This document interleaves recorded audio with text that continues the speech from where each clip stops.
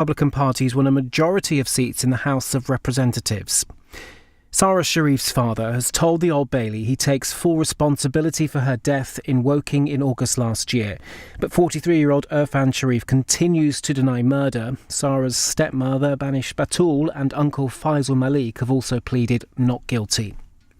10 people have been taken to hospital after a crash involving a lorry and a bus carrying school children in Leicestershire. It happened on the A46 near Syston this morning. And 2,000 jobs are at risk at Homebase after collapsing into administration. Much of the business has been bought by the owner of the range, but the future of 49 stores remains in doubt.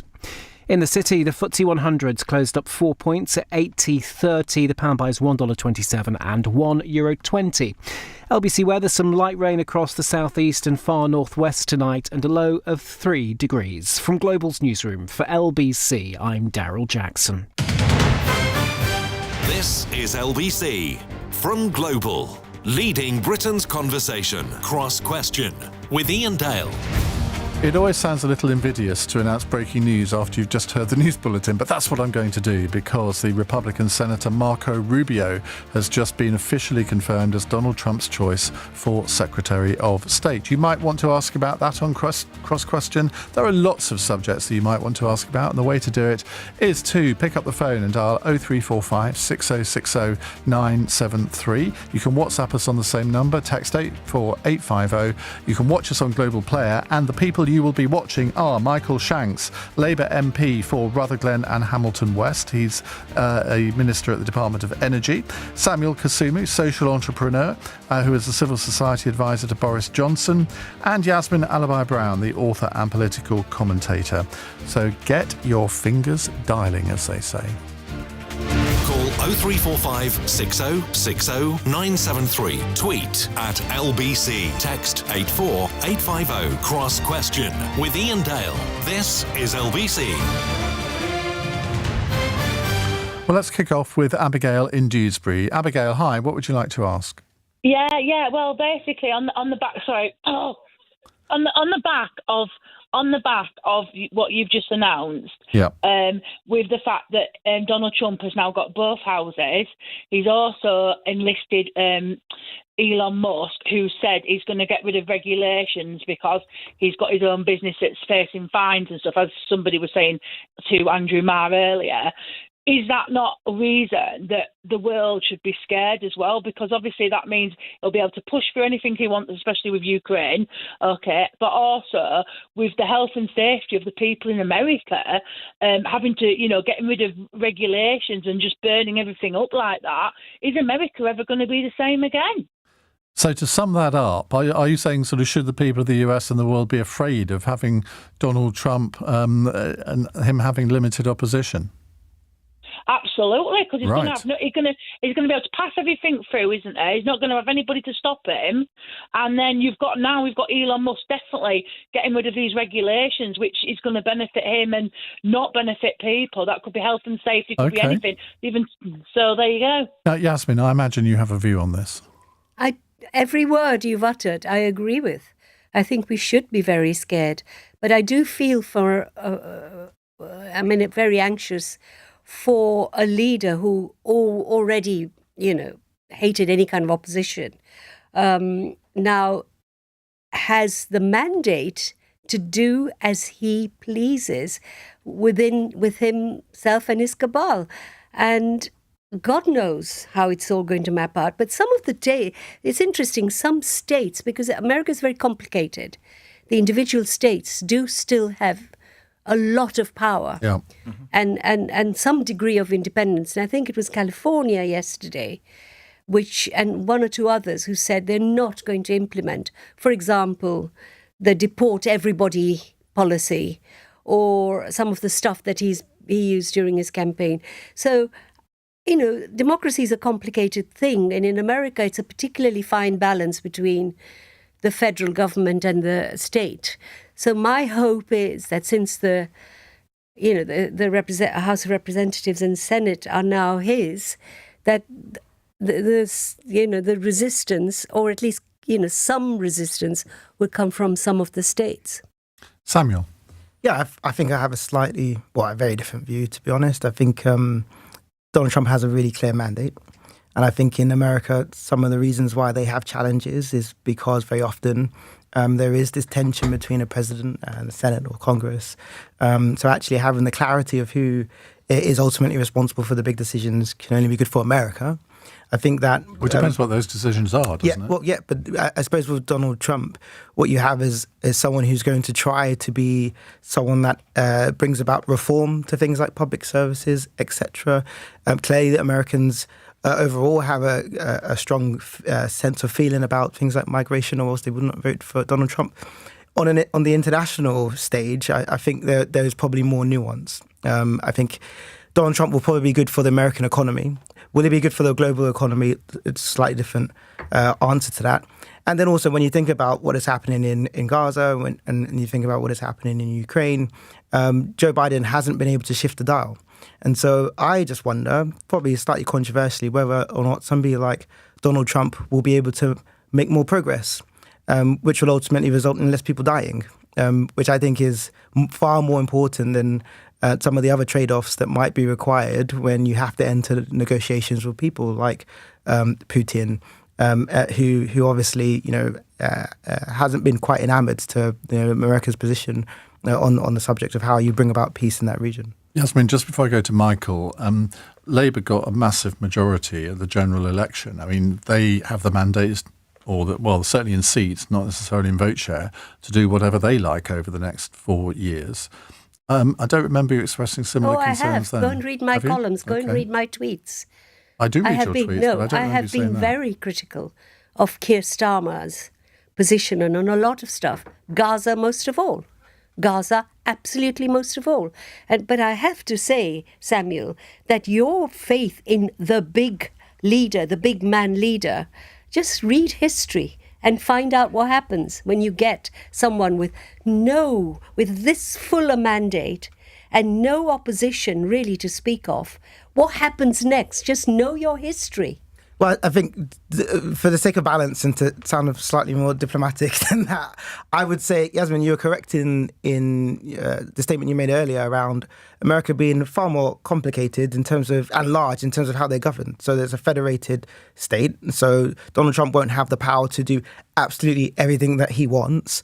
But on the big ticket items around how you bring down inflation, around how you make people more comfortable about America's migration policy, ultimately, I think sometimes you do need someone that's going to be a bit more radical in their perspectives. Business as usual has resulted in people not being able to feed their families in the States. No, nobody said business as usual. I didn't say business as usual. But a big, this idea of the big, powerful leader, which is taking over across the world. You have Modi in India, you have Orban in Hungary. The appeal of the big, strong, usually male leader. But just know your history is all I'm saying. Michael Shanks, I'm sure you'd quite like to sit this one out because I know it's quite awkward for Labour ministers to talk about Donald Trump nowadays, but go ahead. No, it's not awkward. I think I would take Samuel's line, though, that I'm going to give the diplomatic answer, as you would expect. But look, probably good for your career. The reality genuinely is that the American people voted decisively for Donald Trump to become president again. I actually thought what was remarkable today for the world to see was Donald Trump in the Oval Office with Joe Biden. And I think whatever your view on the politics of either of them, and there'll be plenty of people in this country that would disagree with Joe Biden as well and things, the fact that the two of them were able to sit in that meeting and have a fairly amicable conversation when they're clearly quite significant opponents, and that there will be a peaceful transfer of power, I think is still a remarkable thing for us to recognise when there's so many countries around the world that don't have that. It shouldn't be, though, should it? And it's only remarkable because of what happened 4 years ago. Exactly, and if it had been the other way, what do you think Donald Trump would have done? It was the other way and it didn't happen, did it? I think the point is, like, whatever people's view in this country is, the American people have made a choice and that's what will now happen. I think what's important for us is we will need to persuade the Trump administration of our priorities. The Prime Minister's been in Azerbaijan this week trying to deliver some climate leadership. That's an area where we're going to have to convince the United States of our arguments. We're not going to just give up on that. But there's countries right around the world, not just Donald Trump, where we have to convince them that climate leadership is important. So this is important that we persuade leaders we're going to agree on some things, we're going to disagree on some things. I suspect actually in government, the Trump administration will find they can't do all the things they might have said they're going to do. The reality is quite different often for government. But I think the United States is an incredibly important ally for us. They're an incredibly important leader in the global economy and in international relations. We're going to have to work with them, and that's what this government will do. Let's add a follow-up question from Ed in Los Angeles. Do you think Donald Trump should be afforded a state visit again, because he's already had one, during his second term? FYI, I don't. Now, there has been a suggestion that the passing of the late Queen Elizabeth and the accession of Charles is a good excuse to invite Trump for another state visit once he retakes office. And we know he loves the royal family. We know he loves all the pomp and circumstance of it. But as far as I recall, there was no world leader that ever got 2 state visits from the Queen. Michael? Well, Iain, you follow these things clearly a lot more closely than I do. I'm not aware of that. Look, I think it will be for the King to decide in terms of state visits. He would decide on the advice of his government, of which you're a member. I think Donald Trump is going to be the president for the next 4 years. He will come to the United Kingdom, and so he should, and we'll have conversations with him. Whether that's a state visit or not, I think is a detail we will work out. But the important thing is, I think we do but of course, your Foreign Secretary, David Lammy, back in whenever it was when he did come over, said he not only shouldn't come, but he shouldn't be able to make a speech in Parliament. Sadiq Khan, the Mayor of London, has been quite vociferous on that front too. Well, I think if you look closely enough, you'll find comments from everyone about everything to do with American politics over the past 10, 20 years. Not including myself. I had the luxury, I have to say, of being a teacher the last time around, so I was very careful what I said on social media generally. But look, people will say things. I don't think that necessarily means that's going to be the reality of how this government will deal with an American president. We'll deal with Donald Trump like we would deal with any American president, which is to recognise whether we agree or disagree on policy or on direction for the country. He's the leader of the most powerful country in the world, and that's important for us. Samuel? Yeah, I mean, clearly this is not a typical situation because he left and he's back. I think we are in a... Just when you thought it was safe. Well, for some people. but also, I mean, ultimately, he's the president of the most powerful country in the world in many people's eyes.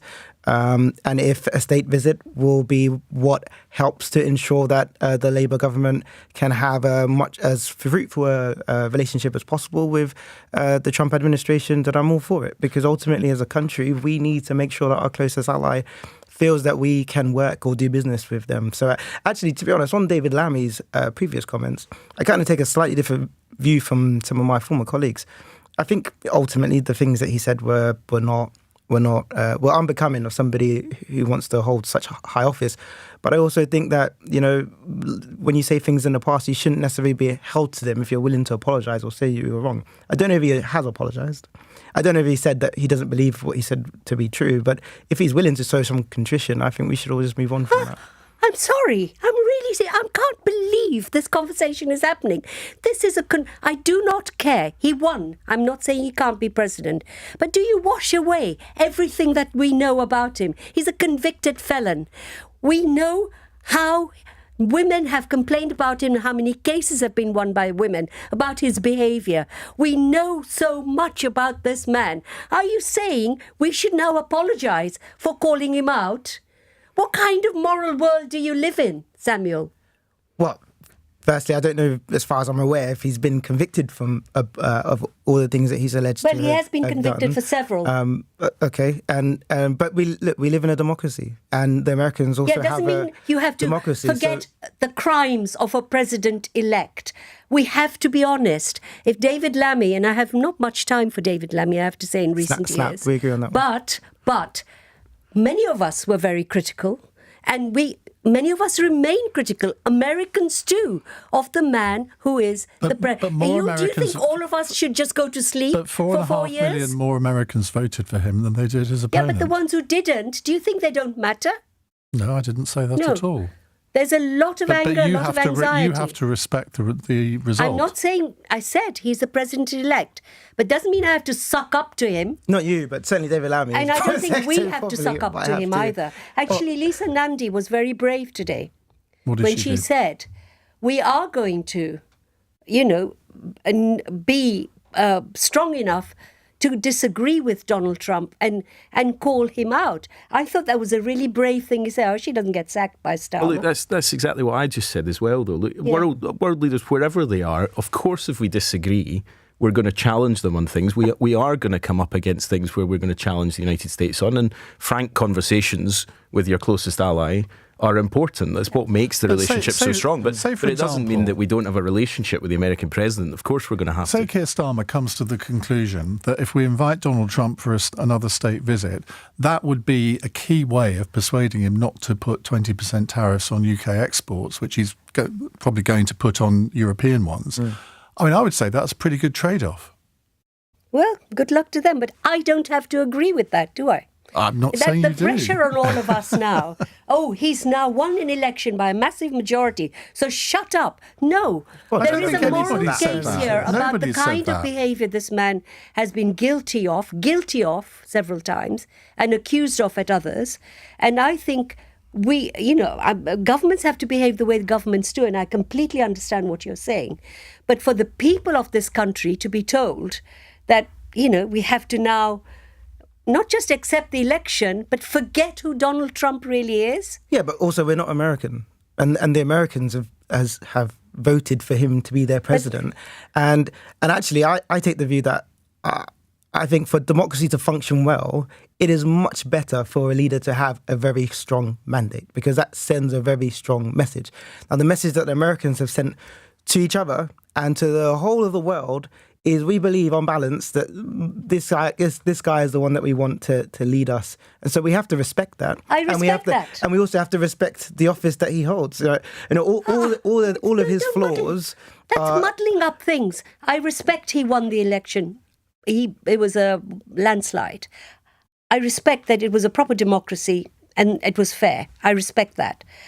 But I do not have to respect the man for what he is, or erase his past record, or put to bed the fears that millions of Americans have about what is coming next. Sorry, that's not democracy.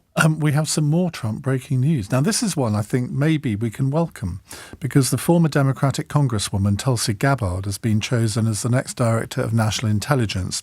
She defected from the Democrats to the Republicans only 2 years ago. And from what I know about her, I mean, she's a serious figure. So I think that's a reasonable appointment. I mean, I think the Marco Rubio one is hilarious in many ways. I mean, for years... Giuliani next? Well, God help us.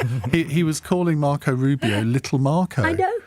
And so, I mean, he does have a talent of getting his former critics to repent of their sins. You have to say that for him. Yasmin rolls her eyes for those not watching on Global Player. It's 18 minutes past 8.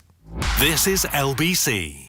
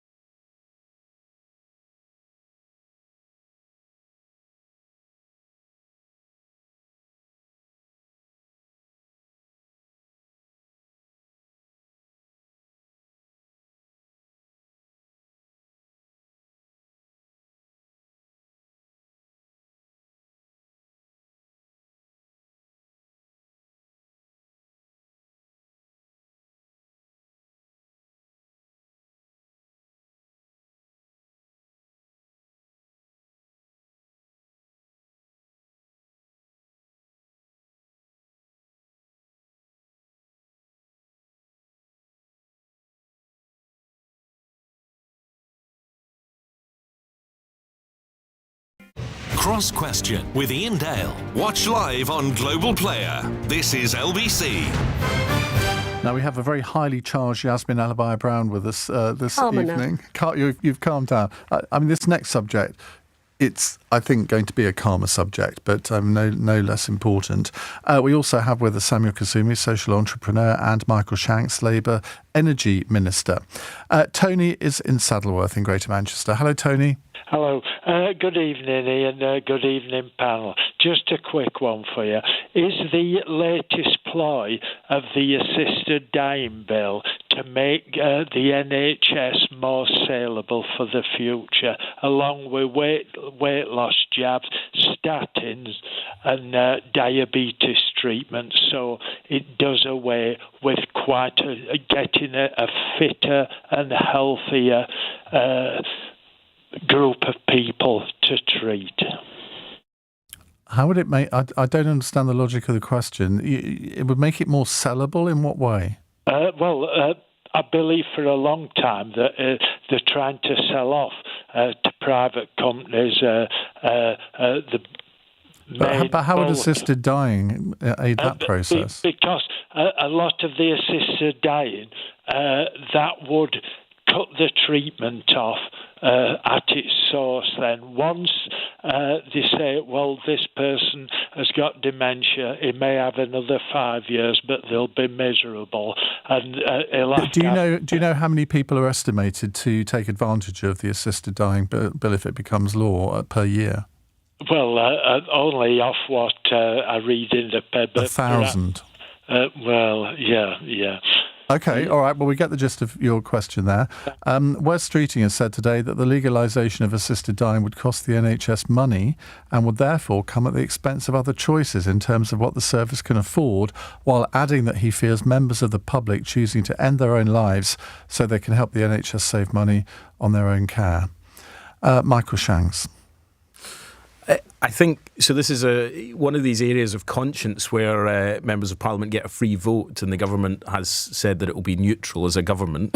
And I think it's a really interesting one as a member of Parliament because I've had hundreds and hundreds of emails, almost 50-50 on this, and each side saying you absolutely must vote this way or another. It's an interesting kind of moment in terms of being an MP, how you represent your constituents. Look, I come at this without a kind of strong moral argument one way or the other. For me, it's, I think we all need to talk about death more. We all need to talk about how we get a good death. My mum works in hospice care and often talks about how we provide the best end-of-life care for people. But I am really concerned about legislation that isn't watertight in terms of safeguards about how you deliver this, but also making sure we don't have a slippery slope of extending it in the future, which we've seen in some other countries. So I think on balance, I'm going to vote against Kim Leadbeater's bill when it comes. This is also coming up in Scotland because, of course, this bill only applies to England and Wales. There's a separate bill that will come in Scotland. But Don't you think this ought to apply to the whole of the UK? It seems ludicrous. Well, this should not be a devolved matter. I think it is devolved, but I think this bill matters because inevitably, if the House of Commons votes for this, it would be very difficult for the Scottish Parliament. Do you not think there is a case? I mean, I'm actually going to praise you because we've talked about this subject on the programme quite a few times over the last few weeks, and virtually every MP that's come on has said, well, I'm listening to my constituents. And I'm thinking, no, you are there to lead thought, not follow it, and you must have views on this, so why can't you actually nail your colours to a mast, whichever one? I don't mind which one, but you have done. But on the other hand, you're a Scottish MP. Why should you be voting on matters that don't affect Scotland? Because, as I say, I think it does. I think it sends a signal, and I think I'm a member of the House of Commons. I've got a right to vote on this.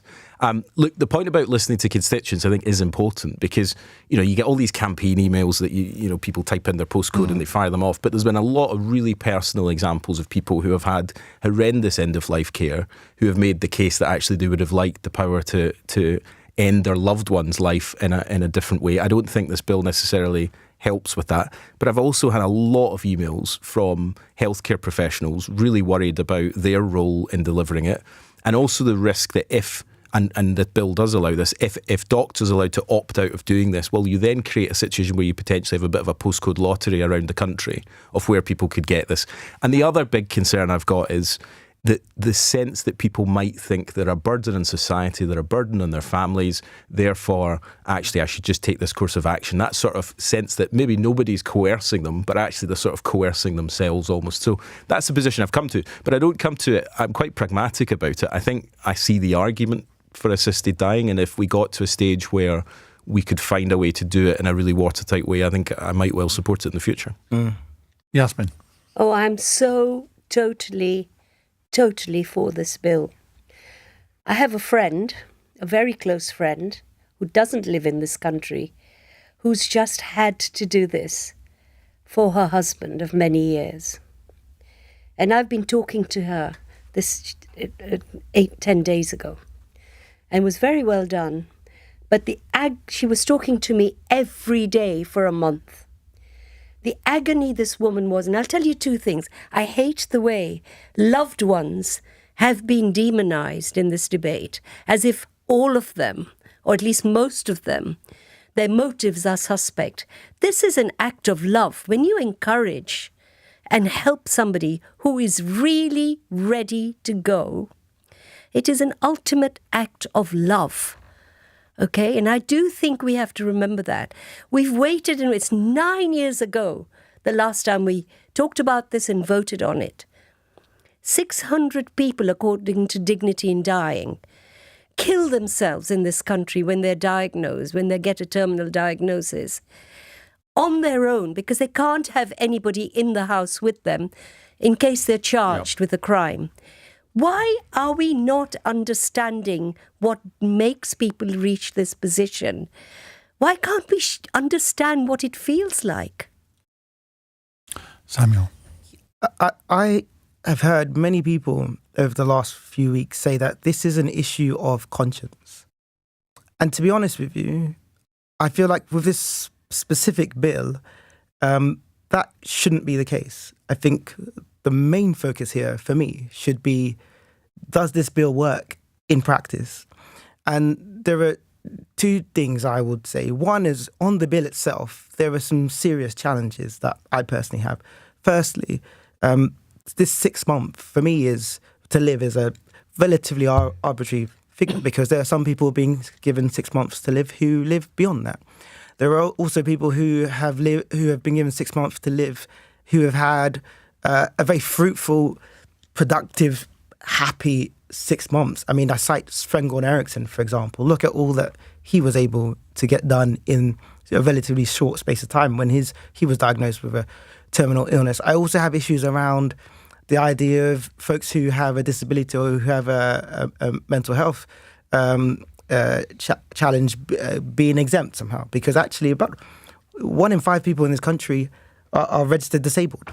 There is a direct correlation between being registered disabled, being elderly, so your age, and also having a terminal illness. There's a direct correlation. So then how do you rank where you put somebody in terms of their exemptions? Have some concerns around, yes, family members who love their loved ones and want to, or carers who love their loved ones and want to help them to die with dignity. But actually, in a high court law, how do you measure that? Other countries have found a way of doing it. Well, but the other countries have serious challenges as well. And then it goes back to the other part, aside from the bill, is the practicality of the implementation. And so if you have the Justice Secretary, maybe more for moral reasons, and the Health Secretary, both saying that they cannot support the bill, then for me that raises concerns. Now, in terms of justice, where are you going to find the time in our High Court to make sure that all of these cases are seen in the time required for it to be useful for the person who may wish to end their lives?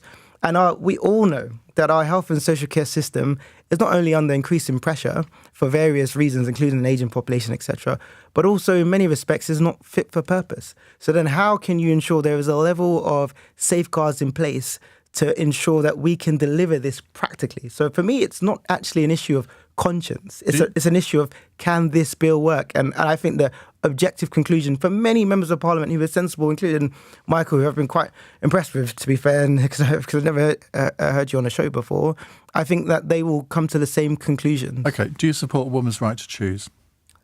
Yes, of so course. if you believe that women have a right to choose what happens to their bodies, why don't women, and indeed men, have the right to choose when they're going to die? I think that's a reasonable point. And actually, when I say yes, we also have safeguards in place. Of course. And I'm not suggesting there shouldn't be safeguards.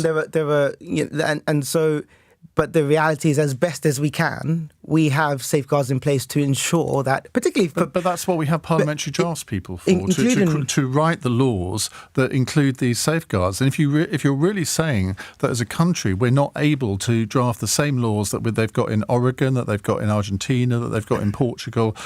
I mean, I won't use Canada because I'm not sure that's a very good example here. But, I mean, surely we have to have confidence in people to be able to write a law. And I think that is a reasonable argument, but giving ourselves 3 weeks to reflect on all of the challenges within a bill of this sort, for me, doesn't make much sense.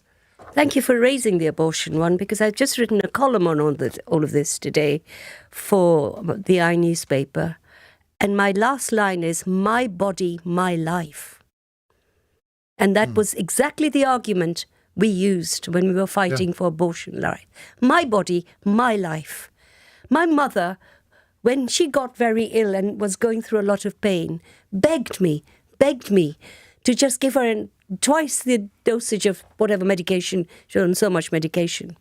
And there was one day when I remember thinking, I wish I could. She then, for a year, starved herself to death. And it was the most awful death to witness. And a lot of people, older people in this country, are doing this. No, but I think that goes to the heart, though, of why I think this debate shouldn't just be about assisted dying or nothing.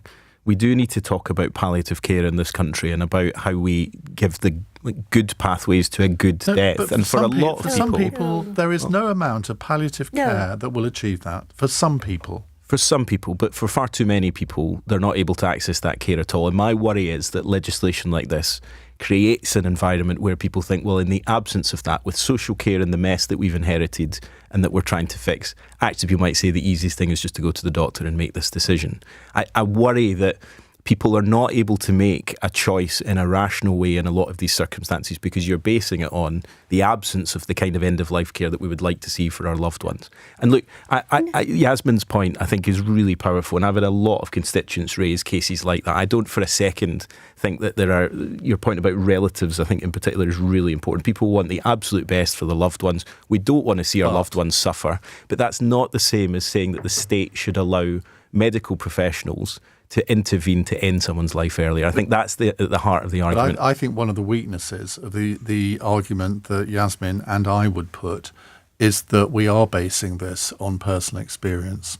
And sometimes anecdotal evidence is not the strongest. I think it is important here, but it can't dictate the law. No, but what we do have is we know that those who can afford it, i.e. the middle classes upwards, can go or get themselves to Switzerland and get the death they want.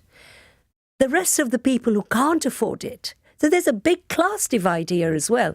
I know that if I reach that point, I will go to Dignitas. Esther Ranson has booked herself in to Dignitas. What about the people who can't afford that? It's so deeply unfair on them.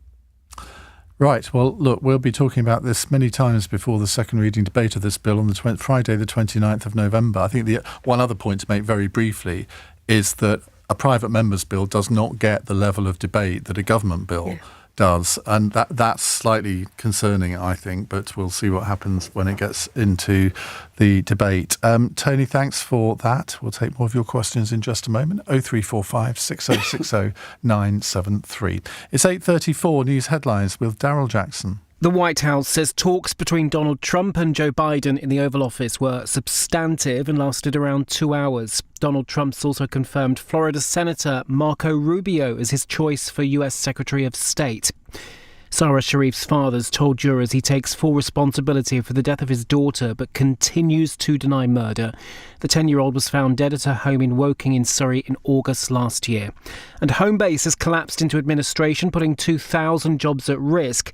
The owner of The Range has brought most of the business. LBC weather, some light rain across the southeast and far northwest tonight, a low of 3 degrees. This is LBC.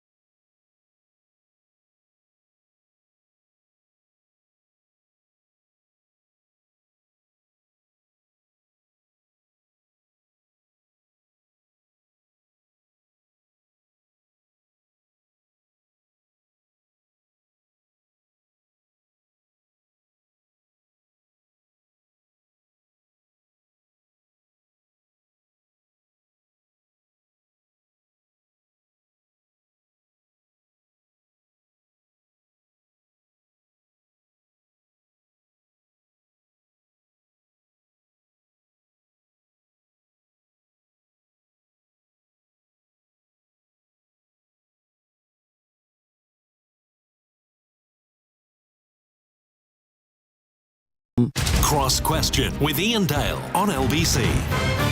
8:36, Michael Shanks, the Labour Energy Minister, is with us. He's the MP for Rutherglen and Hamilton West. Samuel Kasumu, social entrepreneur, and Yasmin Alibhai-Brown, author and political commentator and columnist for the newspaper, as am I nowadays. We're in great company with each other, aren't we, Yasmin? We are.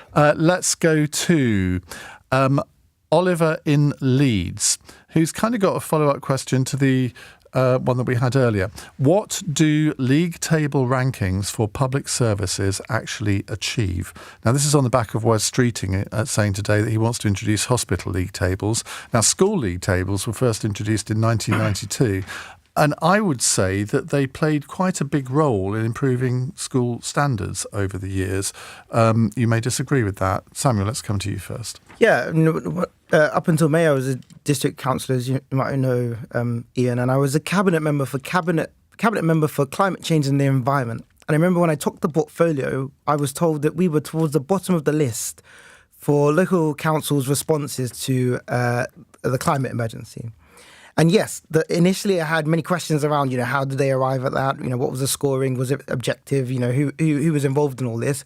But actually, ultimately, I was really cheesed off because I personally don't like being towards the bottom of any league table. And so after the initial disgust at anyone deciding to put us towards any bottom of any list, we then said, well, what do we need to do to improve? And I think actually, as much as people might be a bit uncomfortable with the idea of NHS trusts being ranked, it will probably focus minds because ultimately nobody will want to be towards the bottom of any of such list. And secondly, members of the public will also have an opportunity to query or question how and why their resources are being used in any particular area, and also plans for improvement will have to be not just published because many trusts have improvement plans, but actually will probably have greater scrutiny. So actually, on balance, I probably think it will encourage better behaviours overall, and so I probably don't have a big issue with it. Yasmin? Well, I think the jury's still out on whether the school league tables really gave a proper impression of what education, the kind of education that was being delivered. A lot of school fell right down. And I'm not sure it was a good way, but now it's part of the system. Let's talk about if it's hospital. I think Wes Streeting was suggesting hospital league tables. Again, maybe it's a good idea, as long as the context is established, and that never was with schools. That if a school is in a very, very poor area, okay, where children are living in extremely crowded circumstances and blah, blah, blah, no place to do homework, so on, you get the context and then the league position. So you understand the factors that are playing out. And if that happens with hospitals, that's fine. But if we're then going to say that Chelsea and Westminster, which is the most marvellous hospital imaginable, he's an art gallery. I'm an outpatient there. Me too. My eyes. Me too. It's an art gallery, which brilliant kind of people in the eye clinic. Yeah. But when I broke my arm, I ended up there. It can be judged against, say, a hospital in one of the poorer areas of this country where unemployment is really high, cigarette smoking, whatever. Then it wouldn't be a fair comparison. So it needs to be done, but it needs to be done carefully. See, this is it's a bit like the assisted dying debate where we judge things by our own experiences. I mean, I've had experience of 4 NHS hospitals in the last 2 years, and every single one of them I would say was absolutely brilliant. So when I hear this talk of a broken NHS, I'm thinking, well, have I just been really lucky or what? And I just don't think I have. I think generally most hospitals do a very good job. But then you hear other people's individual experiences of a particular ward in a particular hospital, and you think, well, they're but for the grace of God. Michael? Well, look, I think that's the challenge, is that we've got some fantastic hospitals and we've got staff that do an absolutely incredible job in really difficult circumstances, but it's not as good as it could be. And we know that there are a lot of people waiting huge lengths of time to get the treatment that they need. And even when they do, it's often not actually of the quality that it should be. So what Wes Streeting has said is, look, there needs to be some accountability. This isn't about ranking hospitals in the way that I think, Well, and I think is. Yasmin's, but it isn't about. School league tables, unfortunately, have become about the Times publishing a headline with a series of top 10 schools and with no context whatsoever. And I think that's the key thing here. This is about context. It's about measuring quality in a range of different ways. So it's not about individual experiences, but it is, as Samuel said, I think, about focusing minds on if you've got consistently poor outcomes for patients, then that's not good enough. And we've been really clear, the NHS has been starved of investment for a long time, but investment without reform is going to be an absolute failure. There needs to be significant reform. And what Wes also said today is that we're going to have to go further and faster on reform than we did in 1997. The problem is, and I have a huge amount of time for Wes, but he keeps talking about reform without actually telling us what these reforms entail. And I mean, today, I suppose we've got a bit of a flavour, but you can't. You have to walk the walk as well, don't you? I think we have in 4 months moved quite a lot on things, but we've said there'll be a lot of detail coming out. Actually, the consultation he launched where people could feed in their own ideas, there were some ridiculous ideas in there. But no, actually, I don't think that's true. Alongside some of the ridiculous ideas. After 4 years in opposition, how to reform the NHS without indulging in that kind of exercise, then there's something wrong. I think when government starts to think like that, that's the sign of sheer arrogance, that we should know better on how the NHS works than the people in the coalface of it. The patients and the staff who work in it know exactly how the NHS works across the country, and we want to hear from all of them on how we can reform it, because we've got to get better patient outcomes right across the country. The NHS is a fantastic institution, but it is broken at the moment, in Scotland as well as in the rest of the UK, and this is one way to fix it. But this idea of the NHS being starved of investment, I think, is for the birds. You know, record levels of investment happen throughout the 14 years of Conservatives being in power. I just don't think money is the issue in and of itself. I also think if Wes Streeting and Labour are attempting to, I guess, deal with some of the challenges in the NHS, then unfortunately, if they look at it in isolation, those challenges will persist for the whole of this term and maybe even beyond. You know, things like obesity is not just an NHS problem, right?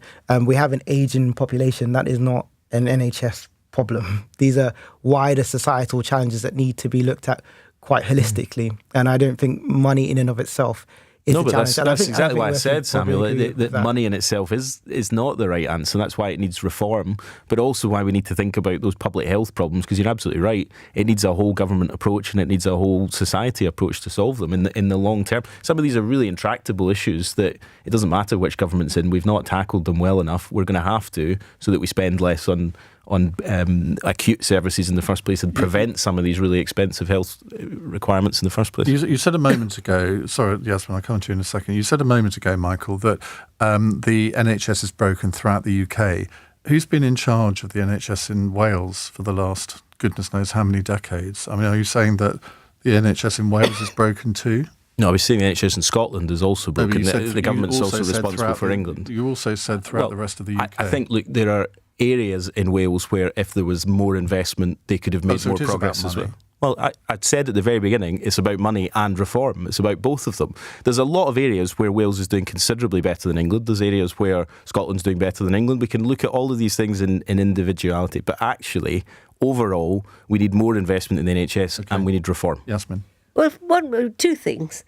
I wish the new government would stop talking down the NHS, because actually we are very lucky to have this thing. And wherever you go, I keep meeting people who bless the thing, which kept them alive, which kept their relatives alive.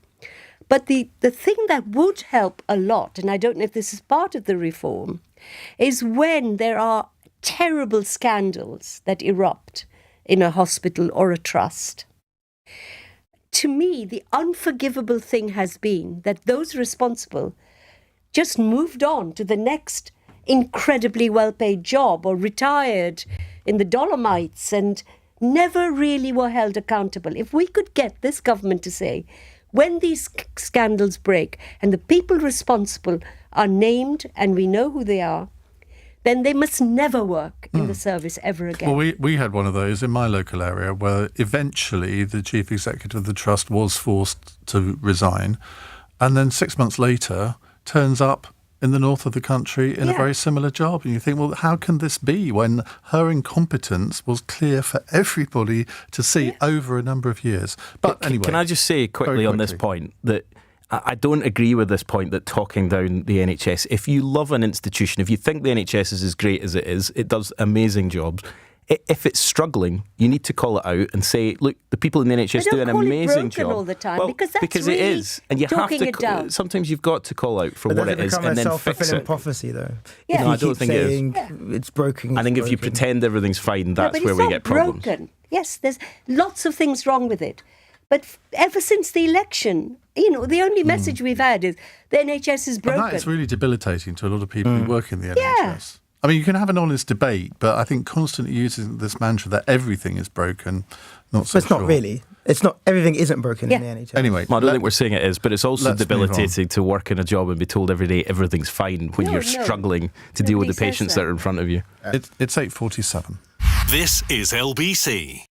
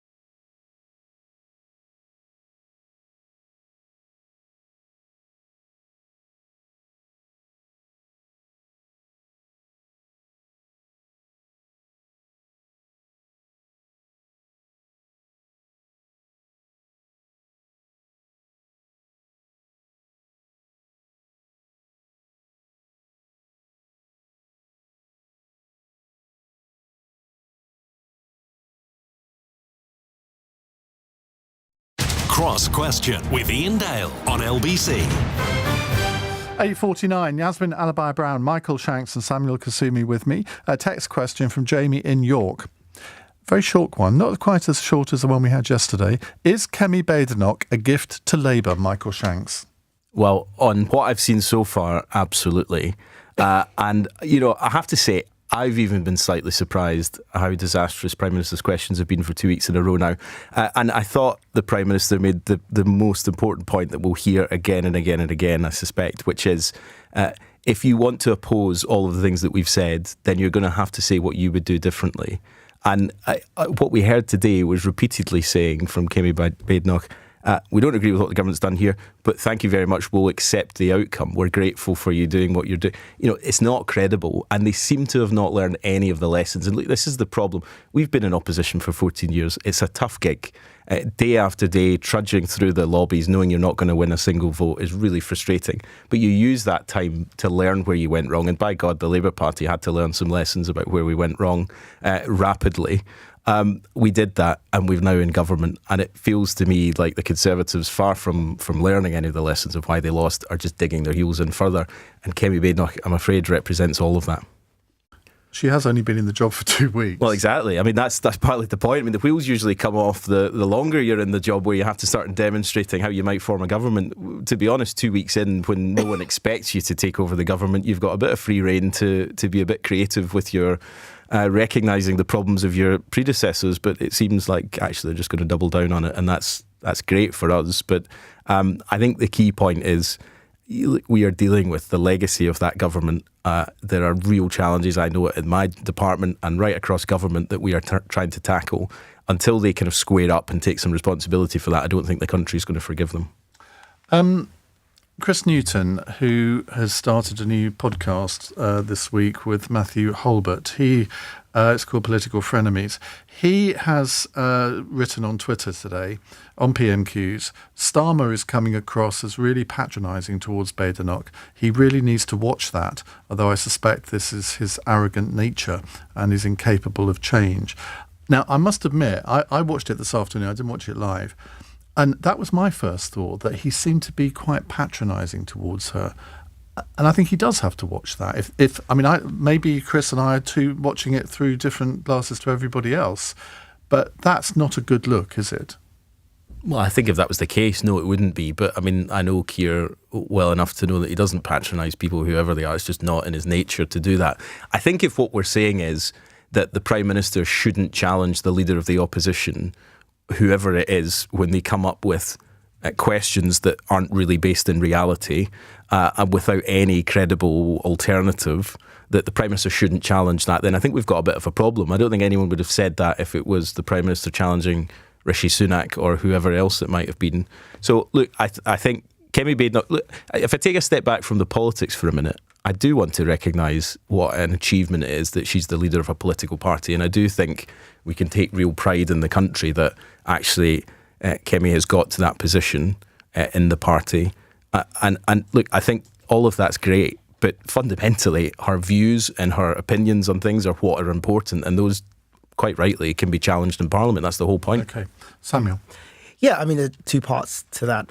On Keir Starmer's performances in PMQs over the last 2 weeks, I think basic comms or advice would tell you that when you are communicating with different types of people, you have to maybe adapt your style slightly because of how it might be perceived. I think that many Labour colleagues have been quite concerned about the lack of diversity in Keir Starmer's inner team in Number 10. You know, I was one of very few black people when I was a special advisor in Downing Street, so I'm not saying that, you know, it was a Rainbow Coalition in the building when I was there, but certainly people are saying it's even less diverse than when the previous Conservative Prime Ministers were in that building. So that's probably something for him to... But a third of Boris Johnson's cabinet was it was the most diverse cabinet in history when I was a special advisor in Downing Street. And that was not based on anything but merit, by the way. But I guess there's a separate point around Kemi and whether or not she is a gift to Keir Starmer. Look, she's been in the job for 2 weeks. I think opposition is a very humbling place to be. Probably, in fact, definitely not a very enjoyable place to be. I probably agree with Michael in the sense that, you know, for you to come out of opposition, one of the more immediate things for you to do is to show enough humility to understand that the British people or whichever country you're in have made a decision. You must respect it and try to understand why. And so the hope, certainly from my perspective, is that Kemi and her team go through that process of demonstrating that they are willing to listen and learn and reflect on the reasons why the British people made the decision that they did. But she's got 4 or 5 years. I mean, you know, I can't see any... Or has she? Yeah, we know what the Tory party's like. Well, not at the moment. There just aren't enough people to coordinate any type of rebellion any time soon, in my humble opinion. So she's got a good amount of time to try and hopefully turn things around. Yasmin? I watched a bit of it. I hate PMQs. They're a total waste of time. It's a public school, boys shouting at each other. What do we gain from it? What happens as a result of PMQs? So that's on the side. It should absolutely be abolished. That should go. But I didn't think Starmer was being patronising. But and they say about Kemi Badenoch that she would start a fight in an empty lift. That's the style that she likes to project, and she's only just beginning this journey.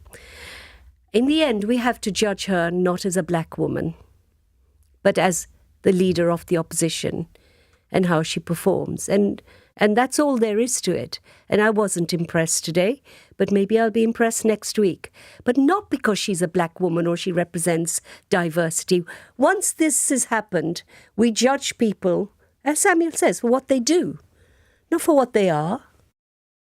Livy says, I could listen to Yasmin Alibhai-Brown forever and a day. What a measured person and what a voice. Now, this is why you need to watch on Global Player to see what Yasmin just did. It was almost the equivalent of a victory lap, wasn't it? Right, now we've got to have quick answers to this one from Karen in Southampton. The number of private jets flying to Azerbaijan has doubled this week, just as a conference on climate change gets underway there. Does the annual COP conference do anything other than expose politicians' hypocrisy over climate change? Climate Change Minister Michael Shanks. Well, the COP is important. It brings world leaders together to discuss the most pressing issue facing the world. And these moments to bring people together to try and find some common ground, some consensus on how we limit global warming to 1.5 degrees, which is, getting dangerously close to being outside of our grasp, could never be more important. And this is a really important moment. And I was proud to see the Prime Minister go to that conference to show that Britain is back on climate leadership and to demonstrate that what we are doing here through Clean Power by 2030 is to show the way. Look, this is going to need the whole world to work together on this. But what about the private jets? Well, I don't know about the private jets. I mean, they shouldn't have. It's very difficult to go to these. Was in Glasgow. I mean, there were hundreds of them at Glasgow Airport. I guess sometimes you've got to look at getting the important people in the room to make decisions. Some of them tried to hide away at Prestwick, but they didn't manage it. I don't know why anyone would hide away at Prestwick. No, Prestwick Airport is a great airport. And just before I get cancelled from the field of Prestwick, which is where I grew up, incidentally. It's a wonderful place. But no, look, I think it's really easy to kind of throw the charge of hypocrisy. There is a balance here where I think you need to get important people together to make decisions. I think wherever possible, the world of Zoom that we all learned during the pandemic opens up other opportunities, but there's nothing quite like we're doing this evening, being face-to-face, and I think that is important. Right, Yasmin, half a minute. Zoom. Just do it on Zoom. Don't waste your principles because you have to, cavort and have grand dinners. Actually do some meetings on Zoom. Samuel? There's a lot of power in being able to meet people face-to-face and to have really informal discussions and build relationships. Having said that, if these meetings continue to be as effective as they currently are, then perhaps it's probably not good for the environment. Right, our fun question from Barry in Cardiff, which I was informed today, it wasn't capital of Wales until something like 1950-something, which I did find difficult to believe. But anyway, King Charles is around the corner from you at the moment. He's literally probably sitting about 100 yards where we're sitting now at the Odeon in Leicester Square, watching the Gladiator 2 premiere. If you could spend an evening watching any film with His Majesty, which one would you pick, Yasmin? I would not want to watch any movie with His Majesty. Would you not? Because I'm a Republican. See, there's the measure. No, I had no interest. So that means no social contact in meeting at all. him, going to the movies very with him, small-minded. not having an ice cream with him. No? No. Gosh. Please go ahead, the rest of you. He's a nice bloke. No, we can talk about that forever, but no, thank you. Samuel? The times, I'm not the most privileged dude in the world, but I've had the privilege of audiences with the King, and I must say that, I'm a huge fan. And he does phenomenal work, which he was doing as Prince as well. I would probably watch Coming to America, which features Eddie Murphy and James Earl Jones. Fantastic movie, just because it would be really interesting to see his reflections on the subject of how African royals may or may not behave, and see if he laughs at the same jokes that I've laughed at growing up with that film. I would love to watch a film with Camilla. I think that'd be far more entertaining. Michael? I mean, I was racking my brains for a film, but Yasmin's opened this one wide up. I mean, I think the great thing, first of all, I'm trying to imagine him watching Gladiator, which would be interesting. I think watching something about the royal family historically would be really interesting. The King's Speech is one of my, I think it's a great film. Favourite film. But to see him King's watching Speech. it, I think would be quite interesting. I'd like to see Independence Day, my favourite film. But enough of that. Now, Cardiff was indeed proclaimed the capital of Wales in 1955. Carnarvon had wanted that title too. I mean, you learn something new every day on this show. It really is. Thank you to Dr. Tessa Dunlop for telling me about that over lunch today. Right, Monday's panel on Cross Cross Question includes the comedian, broadcaster and former diplomat Dom Jolly and Alice Denby from City AM, 2 other guests to be announced imminently. Thank you to you 3 for coming in today. It's been an absolute pleasure. Now, coming up in the next hour, youth worklessness has risen to a 10-year high of 1.2 million. I mean, just think about that number. 1.2 million youngsters between 18 and 24 are not in work, so they're not in employment, education or training. Now, I don't understand why not. I mean, there will always be some people who sort of fall through the system, but 1.2 million, really? Are you one of them? Why on earth are you either not in a job, you're not in education, or you're not in training? I'd love to hear your reasons for that, because I can't think what they would be unless you are in very ill health. 0345 6060 973. On your radio, on Global Player, and Play LBC. leading Britain's conversation. This is LBC. From Global's newsroom, Donald Trump's had talks at the White